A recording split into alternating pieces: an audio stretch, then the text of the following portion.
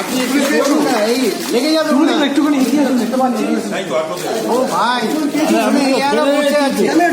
Support দিয়ে রেখেছি, ওই জন্য সাপোর্ট দিয়ে রেখেছি। অল ইন্ডিয়া তৃণমূল কংগ্রেসের পক্ষ থেকে মমতা বন্দ্যোপাধ্যায়ের নির্দেশকে আদেশ মনে করে আমি আজকে মনোনয়ন জমা করলাম। স্বাভাবিকভাবে